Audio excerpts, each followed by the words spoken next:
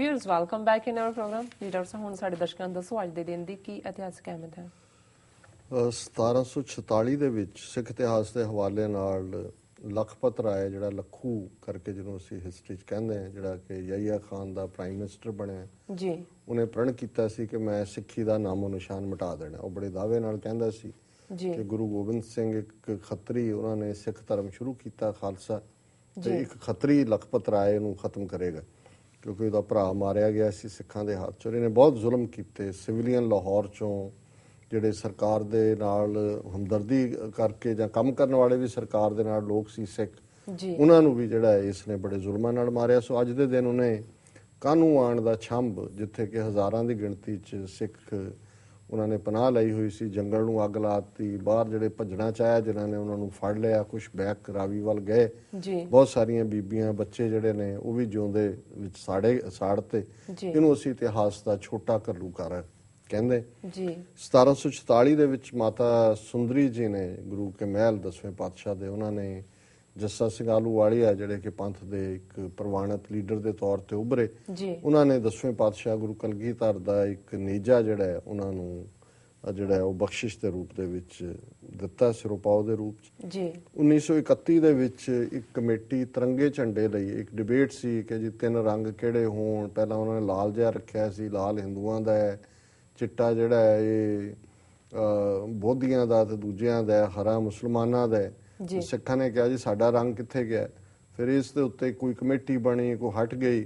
ਸੋ ਕੁੱਲ ਮਿਲਾ ਕੇ ਫਿਰ 3 ਰੰਗ ਜਿਹੜੇ ਨੇ, ਕੇਸਰੀ ਉੱਪਰ, ਵਿਚਕਾਰ ਚਿੱਟਾ ਜਾਂ ਹਰਾ, ਔਰ ਇਹ ਸਾਹਮਣੇ ਆਇਆ। ਔਰ ਇਹ ਕਿਹਾ ਗਿਆ ਜੀ ਇੱਕ ਸਿੱਖਾਂ ਦਾ ਰੰਗ ਹੈ, ਇੱਕ ਹਿੰਦੂਆਂ ਦਾ, ਇੱਕ ਇਸਲਾਮ। ਫਿਰ ਕਿਹਾ ਜੀ ਨਹੀਂ, ਜਦੋਂ ਇਹਨੇ ਜਿਨ੍ਹਾਂ ਦਾ ਧਰਮਾਂ ਨਾਲ ਕੋਈ ਸੰਬੰਧ ਨਹੀਂ, ਕੇਸਰੀ ਕੁਰਬਾਨੀ ਦਾ ਰੰਗ ਹੈ, ਚਿੱਟਾ ਅਮਨ ਦਾ ਰੰਗ ਹੈ, ਹਰਾ ਖੁਸ਼ਹਾਲੀ ਦਾ ਰੰਗ ਹੈ।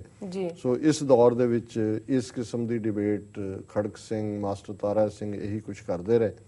ਤੇ ਉਹ ਇੱਕ ਜੋਕ ਸੀ ਕਿ ਜੀ ਕਿਸੇ ਨੇ ਕਿਹਾ ਕਿ ਜੀ ਸਿੱਖਾਂ ਨੂੰ ਕਿ ਜੀ ਆ ਫਲਾਣਾ ਰੰਗ ਫਲਾਣੇ ਦਾ ਫਲਾਣਾ, ਤੁਹਾਡਾ ਰੰਗ ਕਿੱਥੇ ਆ? ਉਹਨੇ ਕਿਹਾ ਜੀ ਝੰਡੇ ਜਿਹੜਾ ਡੰਡਾ ਹੈ ਇਹ ਸਾਡਾ ਹੈ। ਇਹ ਸਿੱਖਾਂ ਨੂੰ ਭੁਲੇਖਾ ਸੀ, ਉਹਨਾਂ ਨੂੰ ਇਹ ਨਹੀਂ ਸੀ ਪਤਾ ਵੀ ਜਿਹਦੇ ਕੋਲ ਝੰਡਾ ਹੁੰਦਾ ਡੰਡਾ ਉਹਦੇ ਕੋਲ ਹੀ ਹੁੰਦਾ। ਉਹ ਸਮਝਦੇ ਸੀ ਸਾਨੂੰ ਕੌਣ ਦੇਖ ਸਕਦਾ। ਸੋ ਅੱਜ ਡੰਡਾ ਉਹਨਾਂ ਦੇ ਕੋਲ ਹੀ ਹੈ ਜਿਨ੍ਹਾਂ ਦੇ ਕੋਲ ਤਿਰੰਗਾ ਹੈ। ਔਰ ਉਹਨਾਂ ਨੇ ਫਿਰ ਕੁੱਟਿਆ ਉਸ ਡੰਡੇ ਦੇ ਨਾਲ, ਦੱਸ ਦਿੱਤਾ ਵੀ ਡੰਡਾ ਕਿਹਦੇ ਕੋਲ ਹੁੰਦਾ, ਜਿਹਦੇ ਕੋਲ ਰਾਜ ਸ਼ਕਤੀ ਹੁੰਦੀ। ਵਰਲਡ ਹਿਸਟਰੀ ਦੇ ਹਵਾਲੇ ਨਾਲ 1668 ਦੇ ਵਿੱਚ ਅੰਗਰੇਜ਼ਾਂ ਨੇ ਜਿਹੜਾ ਬੰਬਈ ਸ਼ਹਿਰ ਹੈ ਇਹ ਪੁਰਤਗਾਲੀਆਂ ਤੋਂ ਖੋਇਆ, ਕਿਉਂਕਿ ਇਹ 1507 ਵਿੱਚ ਇਹ ਸ਼ਹਿਰ ਵਸਿਆ ਸੀ। ਔਰ ਇਸ ਵੇਲੇ ਭਾਰਤ ਦਾ ਸਭ ਤੋਂ ਵੱਡਾ ਸ਼ਹਿਰ ਹੈ। ਲਗਭਗ 20 ਮਿਲੀਅਨ 2 ਕਰੋੜ ਲੋਕ ਬੰਬਈ ਦੇ ਵਿੱਚ ਵਸਦੇ ਨੇ। 1799 ਦੇ ਵਿੱਚ ਨੈਪੋਲੀਅਨ ਨੇ ਫਲਸਤੀਨ ਵਿੱਚ ਜਿਹੜਾ ਜਾਫਾ ਏਰੀਆ ਹੈ ਉਸ ਤੇ ਕਬਜ਼ਾ ਕੀਤਾ। ਇਹ ਉਹੀ ਸਾਲ ਹੈ ਕਿ ਨੈਪੋਲੀਅਨ ਫਲਸਤੀਨ ਤੱਕ ਪਹੁੰਚਦਾ ਹੈ ਤੇ ਮਹਾਰਾਜਾ ਰਣਜੀਤ ਸਿੰਘ ਲਾਹੌਰ ਦਾ ਬਾਦਸ਼ਾਹ ਬਣਦਾ, ਲਾਹੌਰ ਨੂੰ ਕੰਕਰ ਕਰਦਾ। 1804 ਦੇ ਵਿੱਚ ਕਾਂਗਰਸ ਨੇ, US ਕਾਂਗਰਸ ਨੇ ਪਾਸ ਕੀਤਾ ਕਿ ਜਿਹੜੇ ਰੈੱਡ ਇੰਡੀਅਨ, ਜਿਨ੍ਹਾਂ ਨੂੰ ਇੰਡੀਅਨਸ ਕਿਹਾ ਜਾਂਦਾ ਸੀ, ਮਿਸਿਸਿਪੀ ਦੇ ਪੂਰਬ ਵੱਲ ਰਹਿੰਦੇ ਨੇ, ਉਹਨਾਂ ਨੂੰ ਇੱਥੋਂ ਕੱਢ ਦਿਓ, ਕਿਉਂਕਿ ਉੱਥੇ ਜਿਹੜਾ ਇਹਨਾਂ ਨੇ ਵਿਚਾਰਿਆਂ ਨੂੰ ਕੱਢਦੇ ਰਹੇ, ਜਦੋਂ ਸੋਨਾ ਮਿਲਿਆ ਫਿਰ ਕੱਢਤੇ, ਇੱਕ ਹੋਰ ਕਰਤਾ। ਸੋ ਇਹ ਕਾਂਗਰਸ ਨੇ ਪਾਸ ਕੀਤਾ। 1845 ਦੇ ਵਿੱਚ ਪਹਿਲਾ ਇੱਕ ਪੇਟੈਂਟ ਨਿਕਲਿਆ ਕਿ ਵੀ ਜਦੋਂ ਦਵਾਈ ਲੱਗੀ ਹੋਏਗੀ ਇੱਕ ਪੱਟੀ ਦੇ ਨਾਲ, ਤਾਂ ਕਿ ਅੱਜ ਨੂੰ ਬੈਂਡ ਏਡ ਕਹਿੰਦੇ ਨੇ,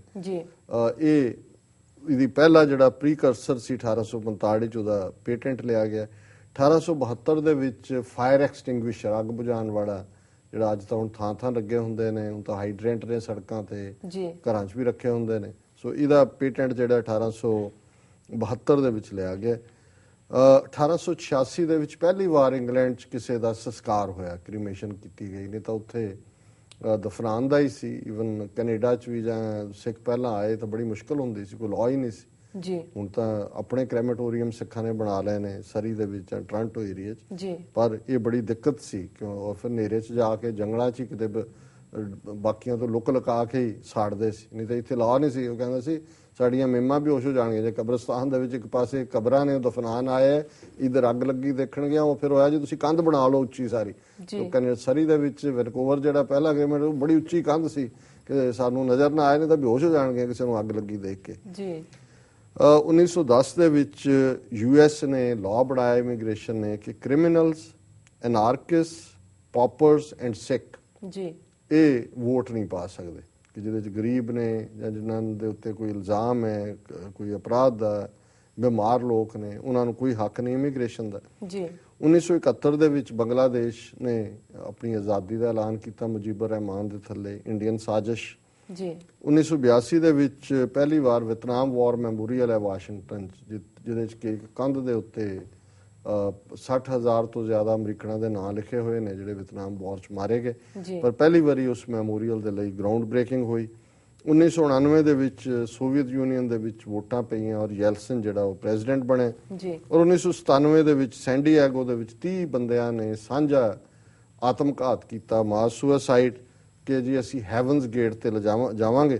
ਉਹਨਾਂ ਨੂੰ ਇੱਕ ਕਿਸੇ ਨੇ ਇਸ ਕਿਸਮ ਦਾ ਠੱਗ, ਜਿਵੇਂ ਆਪਣੇ ਲੋਕ ਬਾਬਿਆਂ ਦੇ ਮਗਰ ਲੱਗੇ ਹੋਏ ਨੇ, ਇਹ ਯਕੀਨ ਕਰਾਇਆ ਸੀ ਕਿ ਜੇ ਅਸੀਂ ਆਪਣਾ ਐਂਡ ਕਰੀਏ ਤੇ ਸਿੱਧਾ ਹੀ ਜਿਹੜਾ ਉਹ ਸਾਡਾ ਸਵਰਗ ਦਾ ਦਰਵਾਜ਼ਾ ਸਾਨੂੰ ਖੁੱਲੇਗਾ। ਸੋ ਇਹ ਹਿਸਟਰੀ ਹੈ। ਜੀ ਡਾਕਟਰ ਸਾਹਿਬ ਤੁਹਾਡਾ ਬਹੁਤ ਬਹੁਤ ਧੰਨਵਾਦ। ਸਾਡਾ ਪਹਿਲਾ ਸਵਾਲ ਹੈ, ਅੰਮ੍ਰਿਤਸਰ ਤੋਂ ਬੀਜੇਪੀ ਦੇ ਉਮੀਦਵਾਰ ਅਰੁਣ ਜੇਟਲੀ ਨੇ ਕਿਹਾ ਹੈ ਕਿ ਸਿੱਖਾਂ ਨੂੰ ਸਾਕਾ ਨੀਲਾ ਤਾਰਾ ਭੁੱਲ ਜਾਣਾ ਚਾਹੀਦਾ ਹੈ। ਕੀ ਕਹਿਣਾ ਚਾਹੋਗੇ ਤੁਸੀਂ ਇਸ ਬਾਰੇ? ਦੇਖੋ, ਉਹੀ ਕਹਾਣੀ ਰਿਪੀਟ ਹੋ ਰਹੀ ਹੈ।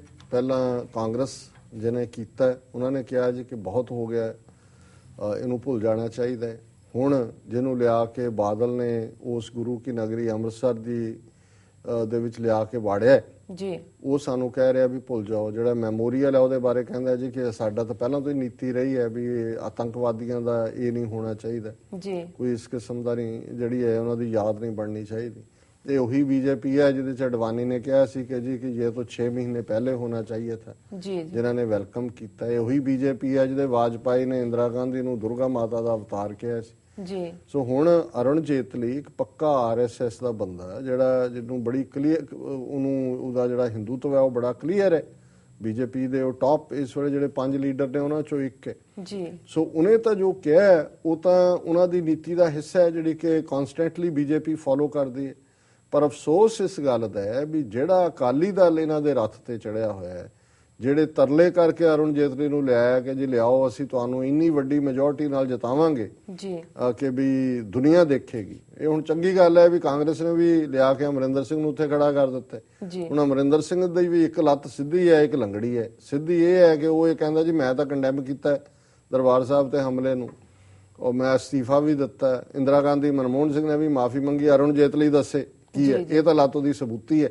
ਪਰ ਦੂਜੀ ਲੱਤ ਦੀ ਲੰਗੜੀ ਇਹ ਹੈ ਕਿ ਉਹ ਕਹਿੰਦਾ ਜੀ ਇਹ ਮੈਮੋਰੀਅਲ ਨਹੀਂ ਬਣਨੇ ਚਾਹੀਦੇ। ਮੈਮੋਰੀਅਲ ਤੇ ਜੇਤਲੀ ਦੱਸੇ ਉਹਦਾ ਕੀ ਸਟੈਂਡ ਹੈ ਜੀ ਜੀ। ਹੁਣ ਅਮਰਿੰਦਰ ਸਿੰਘ ਵੀ ਜਿਹੜਾ ਇਸ ਕਿਸਮ ਦਾ ਲੰਗੜਾਪਨ ਨਹੀਂ ਦਿਖਾ ਰਿਹਾ, ਲੇਕਿਨ ਇਹ ਗੱਲ ਜ਼ਾਹਰ ਹੈ ਕਿ ਵੀ ਇਹਦੇ ਬਾਵਜੂਦ ਕਿ ਬੀਜੇਪੀ ਨੇ ਆਪਣੀ ਕੋਈ ਨੀਤੀ ਦੇ ਵਿੱਚ ਬਦਲਾਅ ਨਹੀਂ ਕੀਤਾ, ਫਿਰ ਵੀ ਅਕਾਲੀਆਂ ਨੇ ਜਿਸ ਕਦਰ ਨਰਿੰਦਰ ਮੋਦੀ ਨਮੋ ਨਮੋ ਦਾ ਮੰਤਰ ਪੜ੍ਹੇ, ਇਹ ਇੱਕ ਦੁਖਦਾਈ ਔਰ ਸ਼ਰਮ ਦੀ ਗੱਲ ਹੈ ਔਰ ਹਿਸਟਰੀ ਕਦੇ ਵੀ ਮੁਆਫ ਨਹੀਂ ਕਰੇਗੀ। ਪਹਿਲਾਂ ਉਹ ਨਵਜੋਤ ਸਿੱਧੂ ਲਿਆ ਕੇ ਬਿਠਾਇਆ ਹੋਇਆ ਸੀ, ਸਿਰ ਤੇ ਭਾਵੇਂ ਪੱਗ ਬਹੁਤ ਸੋਹਣੀ ਬੰਨਦਾ ਸੀ, ਹਵਨ ਕਰ ਰਿਹਾ ਹੈ, ਸ਼ਿਵ ਜੀ ਦਾ ਪੁਜਾਰੀ ਹੈ, ਤੇ ਹੁਣ ਇਹਨੂੰ ਲਿਆਂਦਾ ਜਿਹੜਾ ਕਿ ਬਿਲਕੁਲ ਆਰਐਸਐਸ ਦਾ ਸਿੱਧੇ ਤੌਰ ਤੇ ਘੜਿਆ ਹੋਇਆ ਬੰਦਾ ਹੈ ਜੀ। ਸੋ ਇਸ ਨੂੰ ਤੁਸੀਂ ਕੀ ਕਹੋਗੇ ਵੀ ਆਪੇ ਫਾਥੜੀਏ ਤੈਨੂੰ ਕੌਣ ਛਡਾਏ, ਸਲਾਮ ਜਵਾਬ ਦੋਵੇਂ ਕਰੇ ਮੁੱਢੋਂ ਕੁੱਥਾ ਜਾਏ। ਸੋ ਇਹ ਗੁਰਬਾਣੀ ਦੇ ਤੁਕ ਹੈ, ਸਲਾਮ ਜਵਾਬ ਦੋਵੇਂ ਕਰੇ ਮੁੱਢੋਂ ਕੁੱਥਾ ਜਾਏ। ਪਰ ਇਹ ਪਹਿਲੀ ਗੱਲ ਮੈਂ ਕਿਹਾ ਕਿ ਆਪੇ ਫਾਥੜੀਏ ਤੈਨੂੰ ਕੌਣ ਛਡਾਏ। ਹੁਣ ਜੇ ਆਪ ਹੀ ਸਿੱਖਾਂ ਨੇ ਆਪਣੀ ਜ਼ਲਾਲਤ ਜਿਹੜੀ ਹੈ ਉਹ ਲੈਣੀ ਹੈ ਔਰ ਅਕਾਲੀ ਉਸ ਦੇ ਅੱਜ ਪ੍ਰਤੀਨਿਧੀ ਬਣੇ ਹੋਏ ਨੇ, ਤਾਂ ਕਿਸੇ ਨੂੰ ਅਸੀਂ ਕੀ ਦੋਸ਼ ਦੇਵਾਂਗੇ ਜੀ। ਡਾਕਟਰ ਸਾਹਿਬ ਬਿਲਕੁਲ। ਹੁਣ ਸਾਡੇ ਦਰਸ਼ਕਾਂ ਨੂੰ ਦੱਸੋ ਅੱਜ ਦਾ ਵਿਚਾਰ। ਅੱਜ ਦੇ ਵਿਚਾਰ ਲਈ ਅਸੀਂ ਗੁਰੂ ਅਮਰਦਾਸ ਜੀ ਦੇ ਸ਼ਲੋਕ ਨੰਬਰ 43 ਨੂੰ ਚੁਣਿਆ, ਵਾਰਾਂ ਤੇ ਵਧੀਕ ਚੋਂ ਜੀ। ਔਰ ਇਹ ਸ਼ਲੋਕ ਹੈ, ਸ਼ਬਦ ਮਰੈ ਸੋ ਮੂਆ ਜਾਪੈ, ਗੁਰ ਪ੍ਰਸਾਦੀ ਹਰ ਰਸ ਧਰਾਪੈ, ਹਰ ਦਰਗਹਿ ਗੁਰ ਸ਼ਬਦ ਸਿੰਜਾਪੈ, ਬਿਨ ਸ਼ਬਦੈ ਮੂਆ ਹੈ ਸਭ ਕੋਏ, ਮਨਮੁਖ ਮੂਆ ਆਪਣਾ ਜਨਮ ਖੋਏ, ਹਰ ਨਾਮ ਨ ਚੇਤੈ ਅੰਤ ਦੁਖ ਰੋਏ, ਨਾਨਕ ਕਰਤਾ ਕਰੇ ਸੋ ਹੋਏ ਜੀ।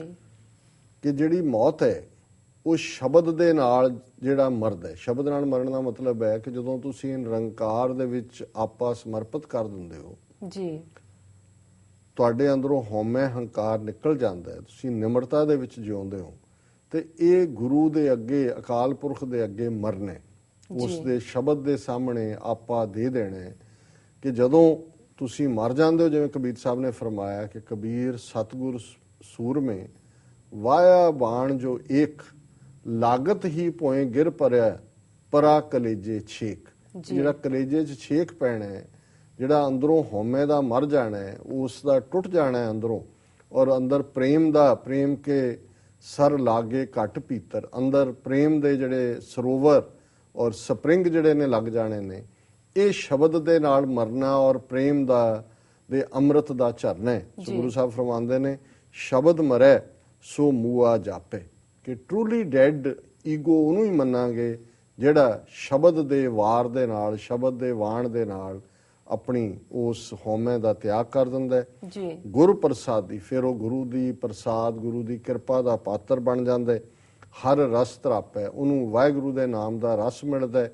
ਧਰਾਪੈ ਸੈਟੀਸਫੈਕਸ਼ਨ ਨੂੰ ਕਹਿੰਦੇ ਨੇ, ਕਿ ਉਹ ਜਿਹੜਾ ਪ੍ਰਾਣੀ ਹੈ ਉਹ ਫਿਰ ਇੱਕ ਸੰਤੁਸ਼ਟਤਾ ਦਾ ਜੀਵਨ ਜਿਉਂਦਾ ਹੈ। ਹਰ ਦਰਗਹਿ ਗੁਰ ਸ਼ਬਦ ਸੰਜਾਪੈ, ਸੰਜਾਪੈ ਪਛਾਣਨ ਨੂੰ ਕਹਿੰਦੇ ਨੇ, ਕਿ ਫਿਰ ਗੁਰੂ ਦੇ ਉਸ ਸ਼ਬਦ ਦੀ ਕਮਾਈ ਕਰਕੇ ਉਹ ਰੱਬ ਦੀ ਦਰਗਾਹ ਨੂੰ ਪਛਾਣਦਾ ਹੈ, ਯਾਨੀ ਕਿ ਉਹ ਹਮੇਸ਼ਾ ਰੱਬ ਦੇ ਹਜ਼ੂਰ ਰਹਿੰਦਾ ਹੈ। ਉਹ ਇੱਕ ਦਰਵੇਸ਼ ਹੁੰਦਾ ਹੈ, ਰੱਬ ਦੇ ਦਰ ਤੇ ਖੜਾ, ਹਮੇਸ਼ਾ ਰੱਬ ਦੇ ਨਾਲ ਇਕਮਿਕ ਹੁੰਦਾ ਹੈ। ਬਿਨ ਸ਼ਬਦਾ ਹੈ ਮੂਆ ਹੈ ਸਭ ਕੋਏ, ਤੇ ਜਿਹਦੇ ਅੰਦਰ ਸ਼ਬਦ ਨਹੀਂ ਹੈ, ਨਿਰੰਕਾਰ ਦੀ ਯਾਦ ਨਹੀਂ ਹੈ, ਉਹ ਮੁਰਦਾ ਹੀ ਨੇ। ਨਾਮ ਬਿਨਾ ਜੇਤਾ ਵਿਵਹਾਰ, ਜਿਉ ਮਿਰਤਕ ਮਿਥਿਆ ਸਿਗਾਰ, ਜੈ ਤਨ ਬਾਣੀ ਵਿਸਰ ਜਾਏ, ਜਿਉ ਪੱਕਾ ਰੋਗੀ ਵਿਲਾ। ਜਿਵੇਂ ਇੱਥੇ ਮੁਰਦਿਆਂ ਦੇ ਮੇਕਅਪ ਕੀਤਾ ਹੁੰਦਾ, ਬੜੇ ਸੋਹਣੇ ਲੱਗਦੇ ਨੇ ਪਏ, ਲੇਕਿਨ ਉਹਨਾਂ ਨੂੰ ਨਹੀਂ ਪਤਾ ਹੁੰਦਾ ਵੀ ਉਹਦੇ ਤੇ ਕੀ ਹੈ, ਉਹਨਾਂ ਨਾਲ ਕੀ ਹੋ ਰਿਹਾ। ਇਸੇ ਤਰ੍ਹਾਂ ਗੁਰੂ ਸਾਹਿਬ ਫਰਮਾਉਂਦੇ ਨੇ ਕਿ ਜਿਹੜਾ ਜਿਹਦੇ ਅੰਦਰ ਸ਼ਬਦ ਨਹੀਂ ਹੈ, ਰੱਬ ਦੀ ਯਾਦ ਨਹੀਂ ਹੈ, ਸਮਝੋ ਮੁਰਦਾ ਹੀ ਹੈ। ਬਿਨ ਸ਼ਬਦੈ ਮੂਆ ਹੈ ਸਭ ਕੋਏ, ਮਨਮੁਖ ਮੂਆ ਆਪਣਾ ਜਨਮ ਖੋਏ। ਇਹ ਜਿਹੜੇ ਮਨਮੁਖ ਨੇ, ਮਨਵਰ ਮੂੰਹ ਕਰਨ ਵਾਲੇ, ਇਹ ਉਹ ਮੁਰਦਿਆਂ ਵਰਗੇ ਹੀ ਨੇ, ਆਪਣਾ ਜਨਮ ਗਵਾ ਲੈਂਦੇ ਨੇ। ਤੇ ਕਨਕਲੂਡ ਕੀਤਾ ਹਰ ਨਾਮ ਨਾ ਚੇਤੈ ਅੰਤ ਦੁੱਖ ਰੋਏ, ਨਾਨਕ ਕਰਤਾ ਕਰੇ ਸੋ ਹੋਏ। ਉਹ ਵਾਹਿਗੁਰੂ ਨੂੰ ਯਾਦ ਨਹੀਂ ਕਰਦੇ, ਔਰ ਇਸ ਤਰ੍ਹਾਂ ਜਦੋਂ ਦੁਨੀਆ ਤੋਂ ਜਾਂਦੇ ਨੇ ਉਸ ਪਛਤਾਪ ਦੇ ਵਿੱਚ ਹੁੰਦੇ ਨੇ, ਕਿਉਂਕਿ ਜੀਵਨ ਉਹਨਾਂ ਦਾ ਵਿਅਰਥ ਬੀਤਿਆ ਹੁੰਦਾ। ਨਾਨਕ ਕਰਤਾ ਕਰੇ ਸੋ ਹੋਏ। ਪਰ ਇਹ ਵੀ ਵਡਿਆਈ ਗੁਰੂ ਨਾਨਕ ਸਾਹਿਬ ਫਰਮਾਉਂਦੇ ਨੇ ਕਿ ਨਿਰੰਕਾਰ ਦੀ ਹੈ। ਜਿਨ੍ਹਾਂ ਨੂੰ ਆਪਣੀ ਯਾਦ ਦੇ, ਜਿਨ੍ਹਾਂ ਨੂੰ ਆਪਣਾ ਪਿਆਰ ਦੇ, ਜਿਨ੍ਹਾਂ ਨੂੰ ਆਪਣੀ ਬਲੈਸਿੰਗ ਦੇ, ਜਿਨ੍ਹਾਂ ਨੂੰ ਆਪਣੇ ਨਾਲ ਜੋੜ ਲਏ, ਸੋ ਇਹ ਸਤਿਗੁਰੂ ਦੀ ਬਖਸ਼ਿਸ਼ ਹੈ ਕਿ ਉਹ ਅਵਸਥਾ ਬਣੇ ਕਿ ਇਹ ਲੋਕ ਸੁਖੀਏ ਪਰਲੋਕ ਸੁਹੇਲੇ, ਨਾਨਕ ਹਰ ਪ੍ਰਭ ਆਪੇ ਮੇਲੇ। ਇਹ ਵੀ ਗੁਰੂ ਸਾਹਿਬ ਫਰਮਾਉਂਦੇ ਨੇ ਨਾਨਕ ਕਰਤਾ ਕਰੇ ਸੋ ਹੋਏ, ਹਰ ਪ੍ਰਭ ਆਪੇ ਮੇਲੇ। ਉਹ ਪ੍ਰਭੂ ਆਪ ਹੀ ਮਿਲਾਉਂਦਾ ਹੈ, ਤੇ ਜੋ ਨਿਰੰਕਾਰ ਕਰਦਾ ਹੈ ਅਲਟੀਮੇਟਲੀ ਜੀ। ਦਰਸਾਂ ਅੱਜ ਦੇ ਵਿਚਾਰ ਲਈ ਤੁਹਾਡਾ ਬਹੁਤ ਬਹੁਤ ਧੰਨਵਾਦ। ਵੀਅਰਸ, ਸਾਡੇ ਪ੍ਰੋਗਰਾਮ ਦਾ ਸਮਾਂ ਇੱਥੇ ਸਮਾਪਤ ਹੁੰਦਾ। ਤੁਸੀਂ ਆਪਣੀ ਰਾਏ ਤੇ ਸੁਝਾਅ ਸਾਨੂੰ ਭੇਜਣਾ ਨਾ ਭੁੱਲਣਾ ਸਾਡੇ ਇਸ ਪਤੇ ਤੇ sos@tvh4.tv ਤੇ। ਅਸੀਂ ਆਪਣਾ ਪ੍ਰੋਗਰਾਮ ਲੈ ਕੇ ਤੁਹਾਡੇ ਫੇਰ ਰੂਬਰੂ ਹੋਵਾਂਗੇ। ਤਦ ਤੱਕ ਲਈ ਮੈਨੂੰ ਤੇ ਆਪਣੇ ਡਾਕਟਰ ਸਾਹਿਬ ਨੂੰ ਆਗਿਆ ਦਿਓ। ਵਾਹਿਗੁਰੂ ਜੀ ਕਾ ਖਾਲਸਾ, ਵਾਹਿਗੁਰੂ ਜੀ ਕੀ ਫਤਿਹ।